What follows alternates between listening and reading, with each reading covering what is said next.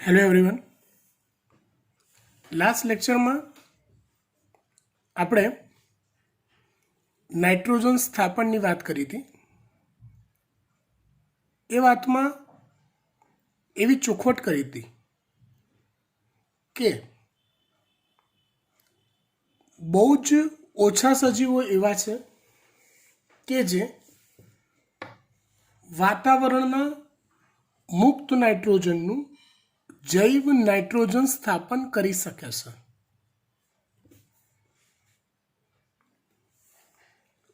પણ એ દરેક સજીવની અંદર એક વસ્તુ કોમન હતી. શું? તો કે એ નાઇટ્રોજન સ્થાપનની પ્રક્રિયા થવા માટે નાઇટ્રોજિનેઝ ઉત્સેચકનો જ ઉપયોગ કરે છે.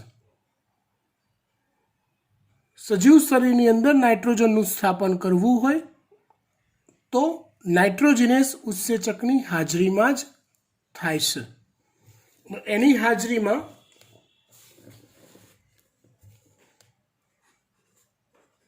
N triple bond and A 2 time NH3 માં ફેરવાય છે.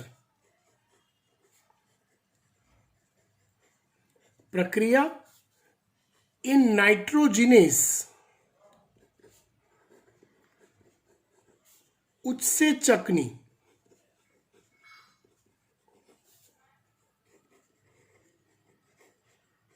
હાજરીમાં જ થાય છે. પ્રક્રિયા એ નાઇટ્રોજિનેઝ ઉત્સેચકની હાજરીમાં જ થાય છે.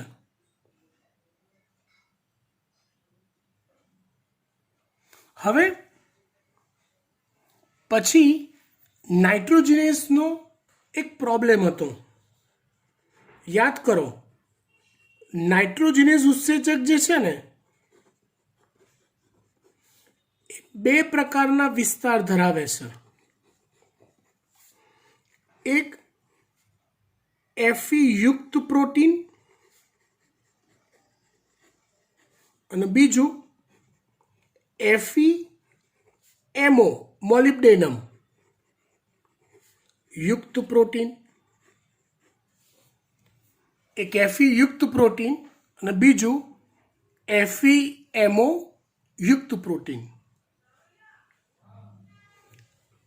પ્રોબ્લેમ એ છે કે જ્યારે નાઇટ્રોજિનેઝ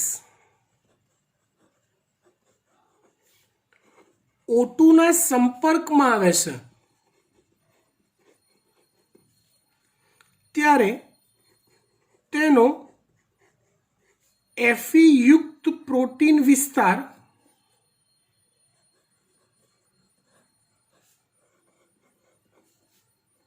નાશ પામે છે અથવા તો વિઘટન પામે છે. એટલે કે નાઇટ્રોજિનેઝ ઉત્સેચક પોતાનું કાર્ય કરી શકતો નથી.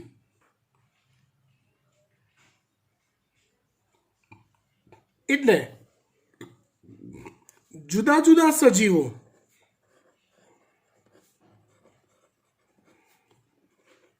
જુદા જુદા જૈવ નાઇટ્રોજન સ્થાપન કરતા સજીવો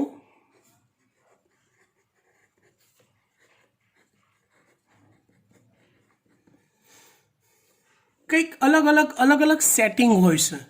એવા સેટિંગ કે નાઇટ્રોજિનેસનું O2 થી રક્ષણ કરવું.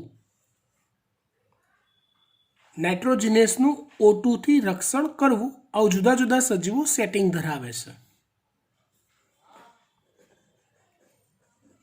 અલગ પ્રકારનું સેટિંગ હોય છે. પહેલું સેટિંગ વાત કરીએ આપણે એઝેટોબેક્ટરનું.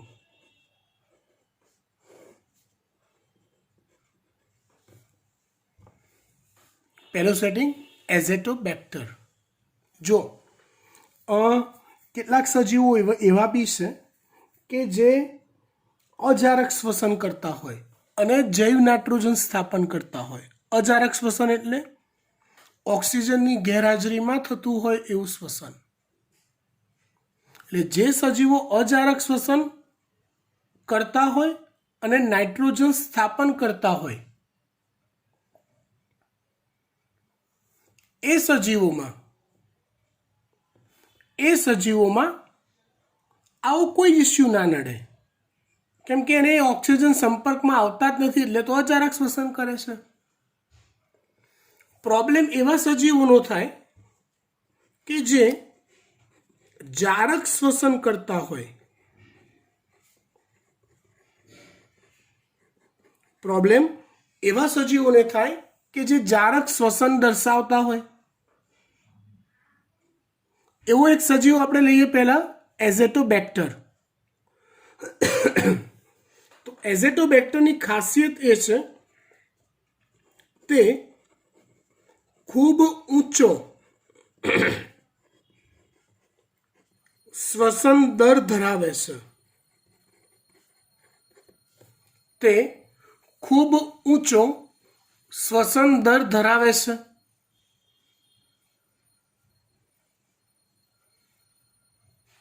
અને ખૂબ ઊંચો શ્વસન દર ધરાવે એટલે શું થાય? O2 વપરાઈ જાય. સંપર્ક માટે, નાઇટ્રોજનસના સંપર્ક માટે O2 બચે તો લોચા પડે ને.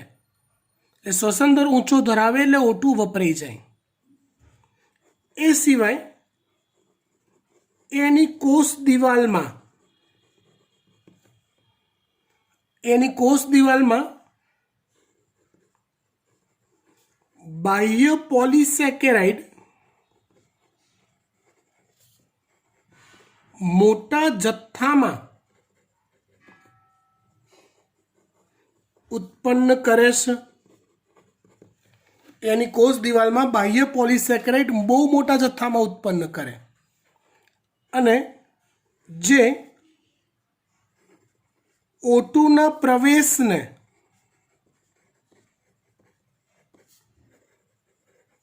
અવરોધતા હોય. મતલબ સમજો, વાતાવરણમાં આશરે 21% જેટલો O2 છે. એટલે જેટલી હવા એઝેટોબેક્ટરના સંપર્કમાં આવે એ પૈકી 21% જેટલો તો ઓક્સિજન સંપર્કમાં આવે એવું માની લો. પણ બાહ્ય કોષીય પોલિસેકેરાઇડ એ મોટી માત્રામાં ઉત્પન્ન કરે એટલે O2નો પ્રવેશ અવરોધાય, ખૂબ ઓછો O2 અંદર જાય. કહેવાનો ભાવાર્થ આ છે. અને જો ખૂબ ઓછી માત્રામાં O2 અંદર દાખલ થતો હોય અને એમાં ઊંચો શ્વસન દર હોય એટલે જે O2 આવે એની ખપત થઈ જાય, એ વપરાઈ જાય. શ્વસનમાં O2 આવે એવો વપરાઈ જાય. O2 નવરો પડ્યો રહે.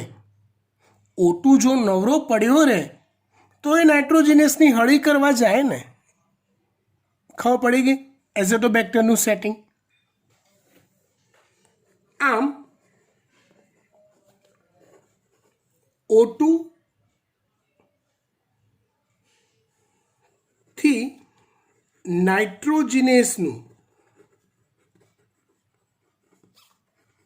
રક્ષણ થાય. બે પોલિસી કામે લગાડી, એક ઊંચો શ્વસન દર અને કોષોમાં પ્રવેશતા O2ની માત્રા જ ઓછી. એક ઊંચો શ્વસન દર અને બે કોષોમાં પ્રવેશતા O2ની માત્રા જ ઓછી. કોની વાત કરીએ આપણે? આ એઝેટોબેક્ટરની. કોની વાત? એઝેટોબેક્ટર. ત્યાર પછી વાત કરીએ આપણે 2 નંબર, સહજીવી બેક્ટેરિયા, જેને આપણે રાઇઝોબિયમ તરીકે ઓળખીએ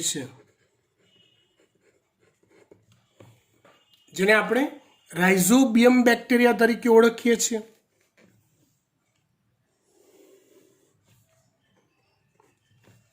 જો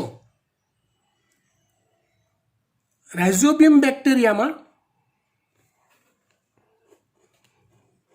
યાદ કરો, મૂળ ગંડિકામાં રાઇઝોબિયમ બેક્ટેરિયા સહજીવી હોય. તે મૂળ ગંડિકામાં LHB આવેલું હોય છે.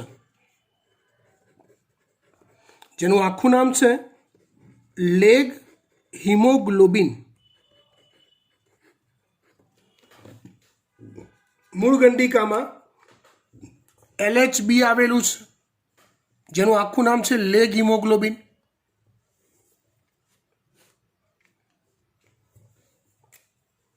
આ લેગ હિમોગ્લોબિન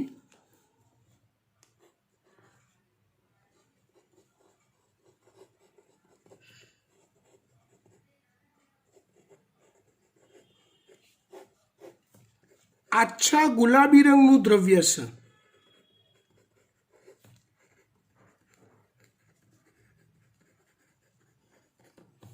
અને તે બંધારણની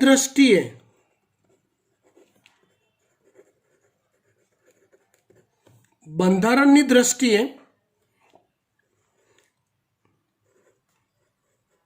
રુધિરના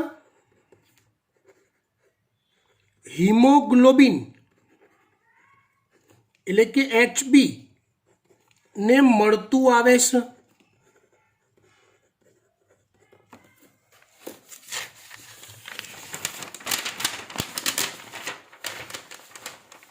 એટલે આપણા રુધિરમાં જે હિમોગ્લોબિન હોય એ લાલ કલરનું હોય, એના જેવું જ સ્ટ્રક્ચર ધરાવતું લેગ હિમોગ્લોબિન એમાં આવેલું હોય છે.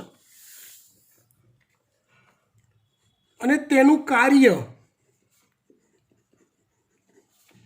આપણા સ્નાયુ કોષોમાં રહેલા માયોગ્લોબિનને મળતું આવે છે.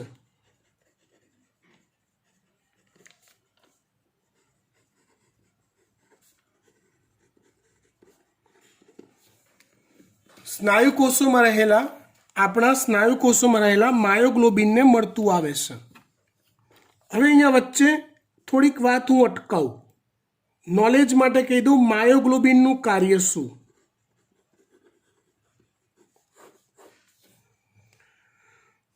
તો માયોગ્લોબિન એ આપણા સ્નાયુ કોષોમાં રહેલું દ્રવ્ય છે.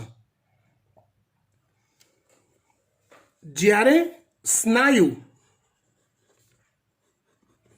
પોતાની સામાન્ય સ્થિતિમાં હોય, સમજો બરાબર, મતલબ તમે કોઈ હેવી એક્સરસાઇઝ ના કરતા હોય, કોઈ હેવી હાર્ડવર્ક ના કરતા હોય, વોકિંગ ના કરતા હોય, રનિંગ ના કરતા હોય, નોર્મલ કન્ડિશન. તો એવી નોર્મલ કન્ડિશન જ્યારે હોય ત્યારે એટલે કે સ્નાયુ પોતાની સામાન્ય સ્થિતિમાં તેને એટલે કે સ્નાયુને જે ઓક્સિજનનો જથ્થો રુધિર દ્વારા મળે તેમાંથી જેટલી પણ જરૂરિયાત હોય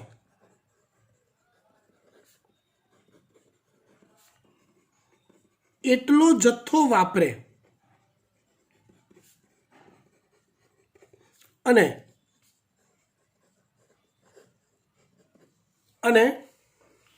બાકીનો જે જથ્થો છે O2નો, એ બાકીનો O2નો જથ્થો એ માયોગ્લોબિનમાં સંગ્રહ કરે. તમને જો પ્રાણી પેશી સ્નાયુ પેશી યાદ હોય થોડી ઘણી, તેમાં બે પ્રકાર આવતા હતા, લાલ સ્નાયુ અને સફેદ સ્નાયુ. લાલ સ્નાયુ એટલે એવા સ્નાયુ કે જેમાં માયોગ્લોબિન હોય. કંકાલ સ્નાયુ એ લાલ સ્નાયુ કહેવાય. સફેદ સ્નાયુ એટલે એવા સ્નાયુ કે જેમાં માયોગ્લોબિન ના હોય અથવા ખૂબ જ ઓછા હોય. તો બાકીનો જથ્થો માયોગ્લોબિનમાં સંગ્રહ કરે O2નો. પર્પસ કે જ્યારે સ્નાયુઓનું હાર્ડવર્ક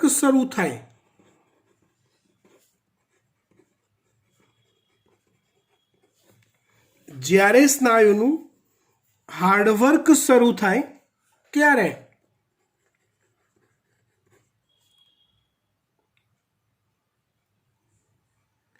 એ સમયે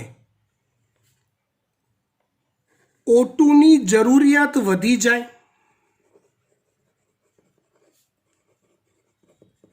એ ટાઈમે માયોગ્લોબિનમાં સંગ્રહિત ઓટુ વપરાય જારક શોષણ કરવા માટે. ત્યાર પછી પણ જો ઓટુની ખેંચ પડે ત્યારે એ સ્નાયુ કોષો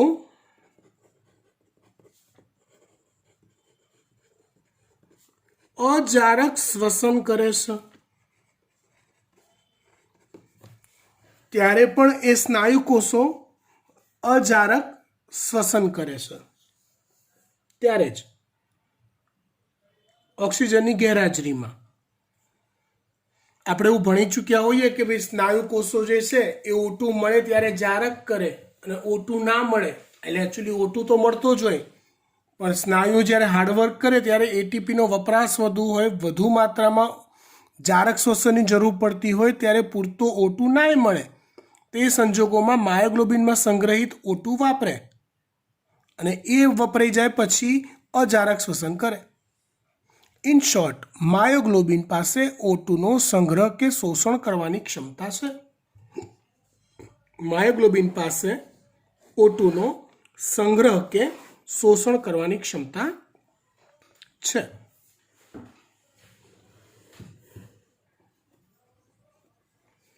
હવે સમજો અગત્યની વાત.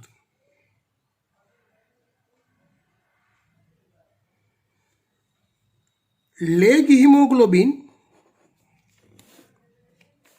નું કાર્ય એ માયોગ્લોબિનને મળતું આવે છે. જો મૂળ ગંડિકા આ બધું જમીનમાં હોય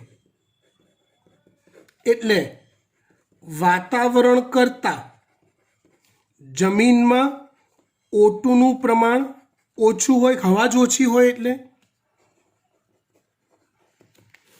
મૂળને શ્વસન કરવા પૂરતું જેટલો ઓટુ જોઈએ તે વપરાય અને બાકીનો વધારાનો ઓટુ લેગ હિમોગ્લોબિન એટલે કે એલએચબી દ્વારા શોષાય એટલે નાઇટ્રોજિનેસનું રક્ષણ થાય.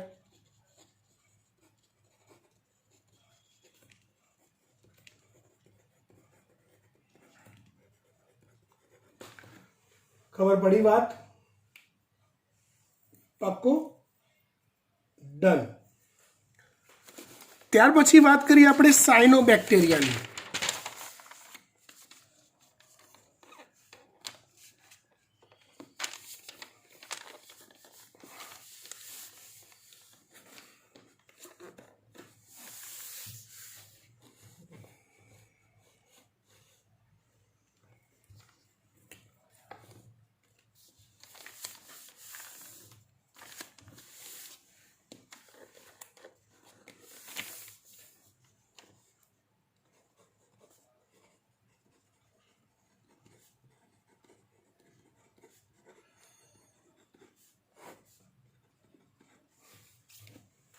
ત્યાર પછી આપણે વાત કરીએ છીએ સાયનોબેક્ટેરિયાની.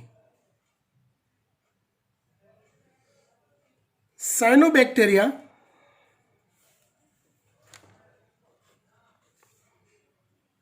તો આની બહુ જોરદાર વાત છે. તે બે પ્રકારના કોષો ધરાવે છે.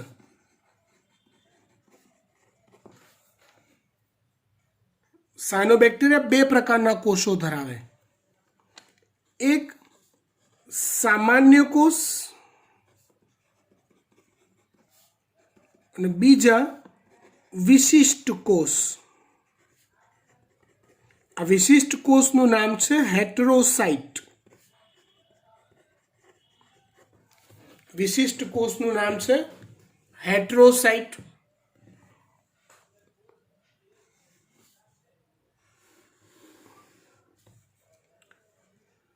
સમજો. હવે નાઇટ્રોજિનેસ ઉત્સેચક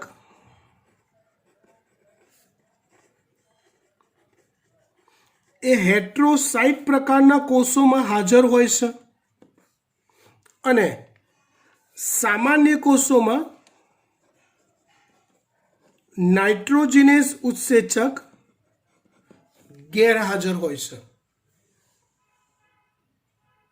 નાઇટ્રોજિનેસ ઉત્સેચક હેટરોસાઇટ પ્રકારના કોષોમાં હાજર અને નાઇટ્રોજિનેસની અંદર સામાન્ય કોષોમાં નાઇટ્રોજિનેસ ગેરહાજર.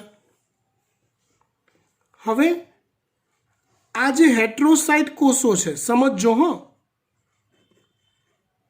એ હેટરોસાઇટ O2 માટેની અવાહક દિવાલ ધરાવે છે. સાથે સાથે જો સાયનોબેક્ટેરિયા એટલે નીલહરિત લીલ થાય, નીલહરિત લીલ થાય, સમજો બરાબર ધ્યાનથી. એટલે પ્રકાશ સંશ્લેષણ તો કરવાની, થોડુંક મગજ વાપરો. જો એ પ્રકાશ સંશ્લેષણ કરે છે, જો એ પ્રકાશ સંશ્લેષણ કરે છે એનો અર્થ એ શું કરે છે? O2 ઉત્પન્ન કરે છે. પ્રકાશ સંશ્લેષણમાં O2 ઉત્પન્ન થાય. તો આ તો અવાહક દિવાલ એ બહારથી આવતા O2 સામે રક્ષણ કરે, એને અંદર ઘૂસવા ના દે. પણ પ્રકાશ સંશ્લેષણ કરતા કોષો હોય તો શું? તો એનું અર્થઘટન એવું છે કે આ જે વિશિષ્ટ કોષ છે ને એ ફક્ત P700 ધરાવે.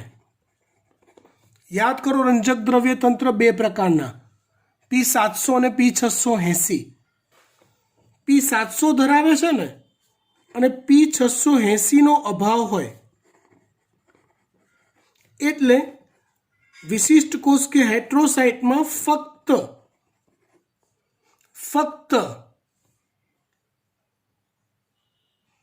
ચક્રીય ફોટોફોસ્ફોરાયલેશન થાય.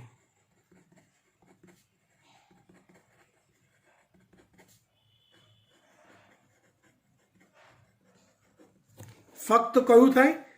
ચક્રીય ફોટોફોસ્ફોરાયલેશન થાય. અચક્રીય ફોટોફોસ્ફોરાયલેશન ના થાય. અને O2 ઉત્પન્ન થાય છે અચક્રીય ફોટોફોસ્ફોરાયલેશનમાં. P680 ઉત્તેજિત થાય તો O2 ઉત્પન્ન થાય. જ્યારે સામાન્ય કોષો જે છે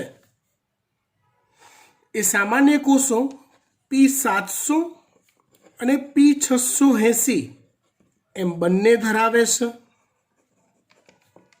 એટલે પ્રકાશ સંશ્લેષણ થઈ O2 ઉત્પન્ન એ સામાન્ય કોષોમાં થાય છે.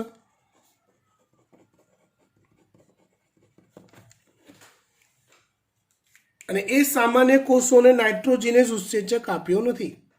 નાઇટ્રોજન સ્થાપનનું કામ ફક્ત હેટરોસાઇટ અથવા વિશિષ્ટ પ્રકારના કોષોને આપેલું છે. ખબર પડી ગઈ ટેકનિક? ડન? પાક્કું. ચલો, ત્યાર પછી ચેપ્ટરમાં બાકી રહેશે નાઇટ્રોજન ચક્રના અલગ અલગ કન્સેપ્ટ. નાઇટ્રિફિકેશન, ડિનાઇટ્રિફિકેશન, એમોનિફિકેશન. આ બધી વસ્તુ આપણે ટેક્સ્ટબુકમાં જેટલી માહિતી આપેલી છે એટલી જ કરવાની થાય છે. એનાથી વધારે કશું કરવાની થતી નથી. વાત આવે છે આપણે સૌથી છેલ્લો પોઈન્ટ એમિનો એસિડનું સંશ્લેષણ.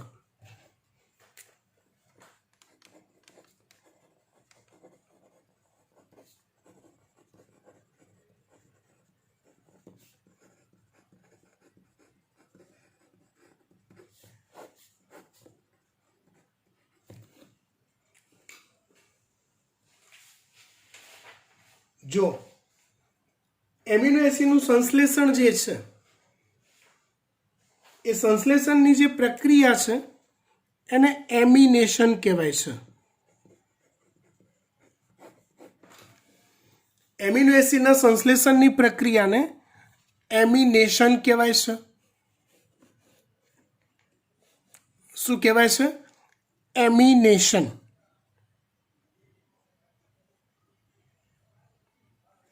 એમિનેશન બે પ્રકારનું હોય. તો પહેલાં તો એમિનેશનનો અર્થ સામાન્ય જોઈએ તો કોઈ પણ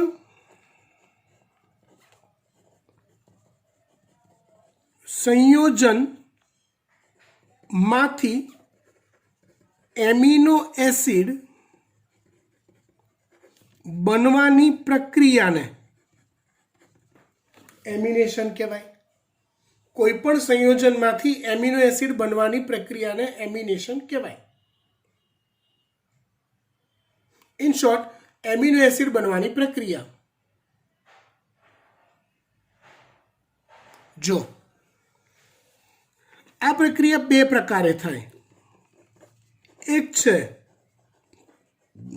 રિડક્ટિવ એમિનેશન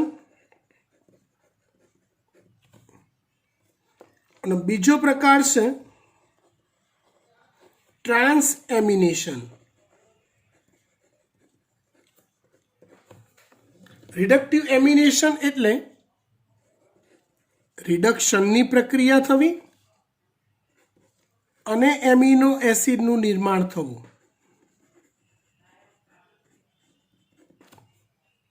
ટ્રાન્સ એમિનેશન એટલે કોઈ એક ચોક્કસ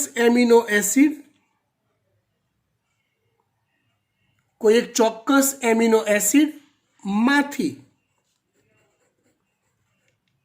એમિનો સમૂહ કોઈ કીટોન એસિડમાં ટ્રાન્સફર થવું. એટલે સમજો વાત, જે એમિનો એસિડ હતો એ કીટોન એસિડમાં ફેરવાઈ જાય અને જે કીટોન એસિડ હતો એ એમિનો એસિડમાં ફેરવાઈ જાય. સાદી ભાષામાં હું એવું કહેવા માંગુ છું કે કોઈ એમિનો એસિડ પોતાના એમિનો સમૂહને ટ્રાન્સફર કરે કોઈ કીટોન એસિડમાં અને કોઈક નવા પ્રકારનું એમિનો એસિડ બને તો એને કહેવાય છે ટ્રાન્સ એમિનેશન. થોડીક ચોખવટબંધ વાત કરું, ધ્યાન આપજો.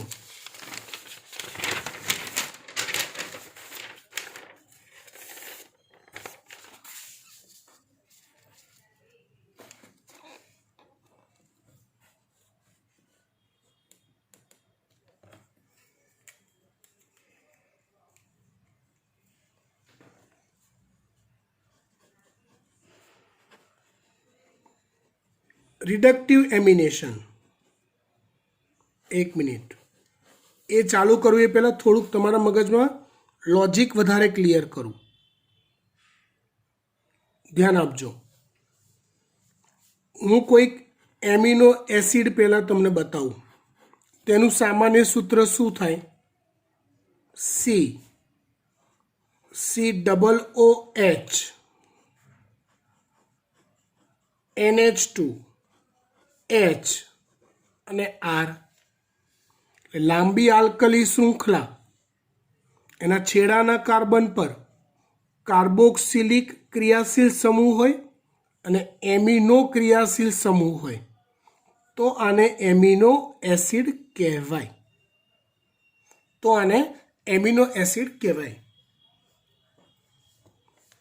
હવે હું કીટોન એસિડ બનાવું.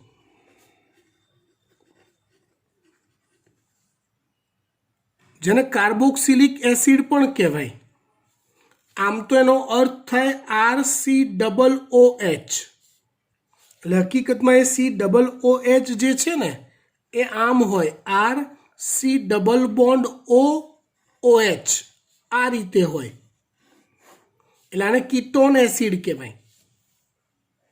હું આને થોડુંક ઓર મોડિફાઈડ કરીને બતાવું. આ આર એટલે લાંબી આલ્કલી શૃંખલા, તો એ આરમાંથી એક સી છેલ્લો બહાર કાઢીને પછી આમ બનાવું, આવું જ, તો આને કીટોન એસિડ જ કહેવાય. સમજો, મેં શું કર્યું, આરમાંથી એક કાર્બન ઓર બહાર કાઢી લીધો, તો આ કીટોન એસિડ જ થઈ ગયો. હવે સમજો, આ કીટોન એસિડ અને આ એમિનો એસિડ, એ બંનેના સ્ટ્રક્ચરમાં ટોટલ ડિફરન્સ કેટલો? તો તમે કહેશો કે સાહેબ, આ એમિનો એસિડમાંથી હું એમિનો કાઢી લઉં, આ કાઢી લઉં, અને આ એચ કાઢી લઉં, તો આટલું બચશે, આટલું RCOOH. એટલે જો આ બે નીકળી ગયા તો એમિનો એસિડ એ કીટોન એસિડ બની ગયો. અથવા કીટોન એસિડમાં જો હું H અને NH2 ઉમેરી દઉં તો એમિનો એસિડ થઈ જશે. જો H તો કોષરસમાં મફતના ભાવે મળતા હોય ઢગલો બંધ, એટલે આખી સ્ટોરી આવે છે એ એમિનો પર જ અટકે છે. આટલી વાત ખબર પડી? ડન. હવે સ્ટાર્ટ કરીએ આપણે રિડક્ટિવ એમિનેશન.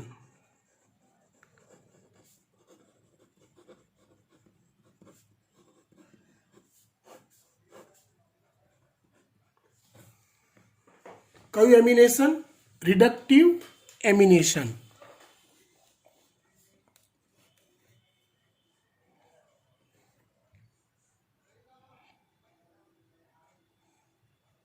સમજો,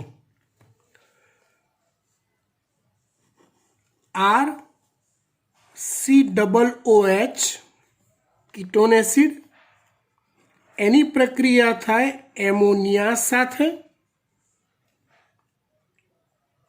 તો એમાંથી બને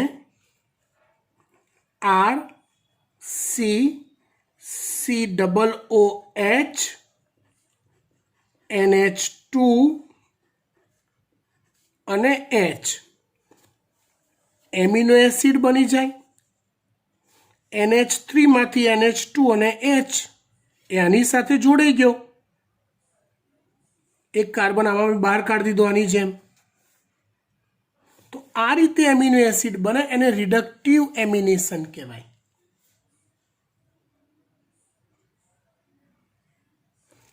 પણ આ પ્રકારે એમિનેશન કરતો એકમાત્ર ઉત્સેચક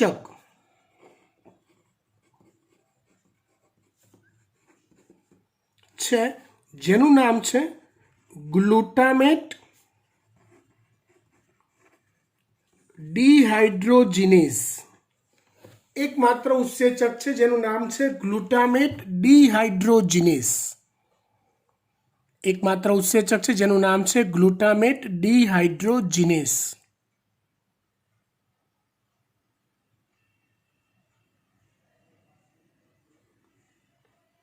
આ ઉત્સેચક ફક્ત ને ફક્ત આલ્ફા કીટો ગ્લુટેરિક એસિડને જ, આ એક પ્રકારનો કીટોન એસિડ છે,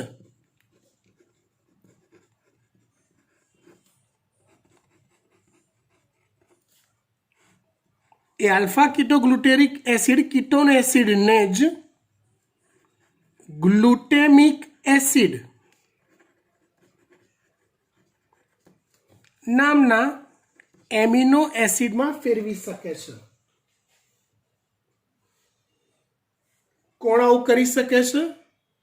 ગ્લુટામેટ ડિહાઇડ્રોજિનેઝ.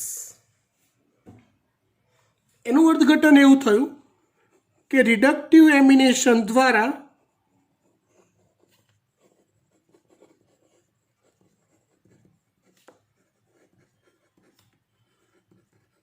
ફક્ત એક જ પ્રકારનો એમિનો એસિડ બને. કયો? તો કે ગ્લુટેમિક એસિડ.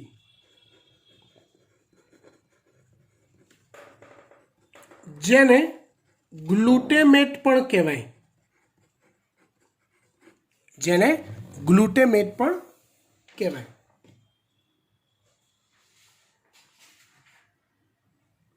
સમજો.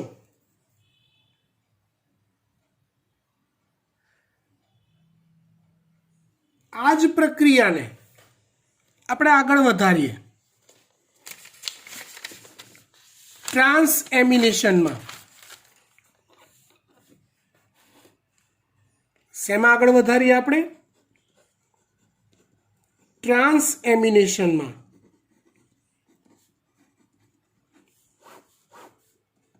જેમાં ટ્રાન્સ એમિનેશન એટલે એમિનો સમૂહ ટ્રાન્સફર થવો. અહીંયા હું એક અલગ પેનનો ઉપયોગ કરીશ કે તમને જજમેન્ટ વધુ સારું આવી શકે. અલગ કલરની પેન લઈએ. દાખલા તરીકે કોઈ એક એમિનો એસિડ છે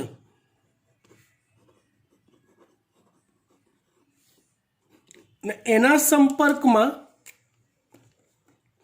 કોઈ એક કીટોન એસિડ આવે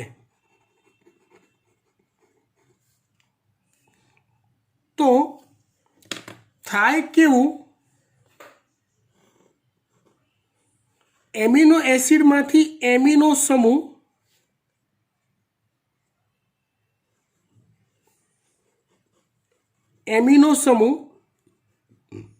કીટોન એસિડમાં ટ્રાન્સફર થઈ જાય. એટલે જે એમિનો એસિડ હતો એ કીટોન એસિડમાં ફેરવાય અને જે કીટોન એસિડ હતો એ એમિનો સમૂહ મેળવે એટલે એમિનો એસિડમાં ફેરવાય.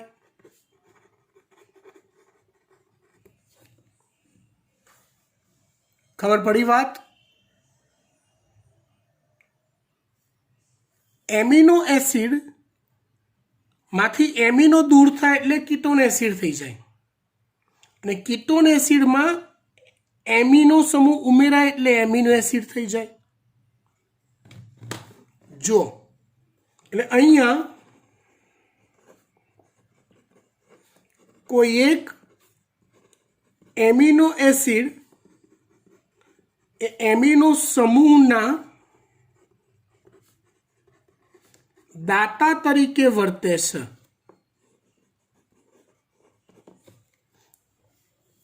એમિનો સમૂહના દાતા તરીકે વર્તે છે.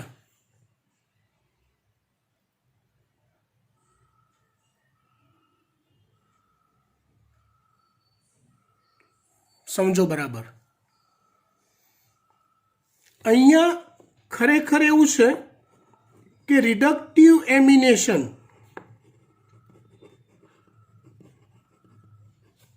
થી ફક્ત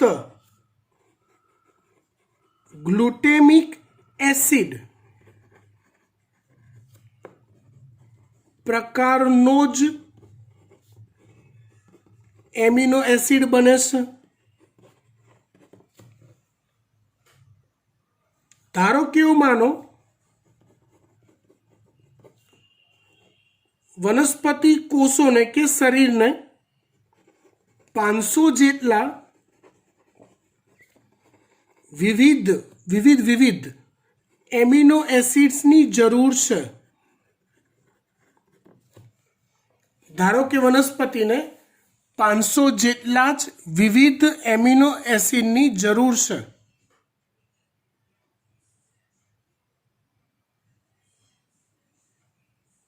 ધારો કે તો વનસ્પતિ પહેલાં શું કરશે? 500 એ 500 ગ્લુટેમિક એસિડ બનાવી દેશે.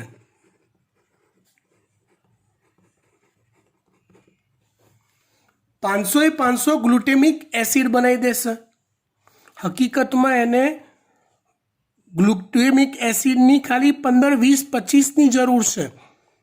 જુદા જુદા પ્રકારના વિવિધ પ્રકારના એમિનો એસિડ કુલ 500 જોઈએ છે, તો એને બનાવી દીધા 500 એ 500 ગ્લુટેમિક એસિડ રિડક્ટિવ એમિનેશનથી. એ પૈકી જેટલા પણ ગ્લુટેમિક એસિડની જરૂરિયાત હોય તે સાચવી રાખી બાકીના ગ્લુટેમિક એસિડ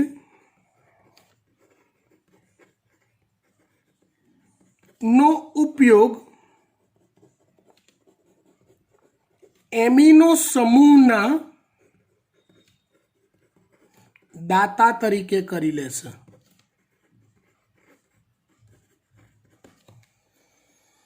બાકીનાનો ઉપયોગ એમિનો સમૂહના તે દાતા તરીકે કરી લેશે.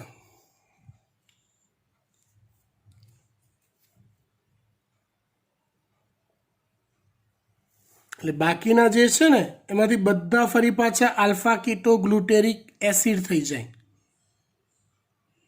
દાખલા તરીકે એક એક્ઝામ્પલ આપું તમને. ગ્લુટેમિક એસિડ હોય,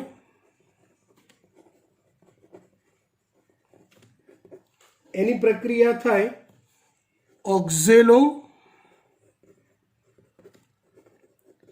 એસિટિક એસિડ સાથે. તો આનો એમિનો સમૂહ આની અંદર દાખલ થતો હોય તો ગ્લુટેમિક એસિડમાંથી બની જાય આલ્ફા કીટો ગ્લુટેરિક એસિડ.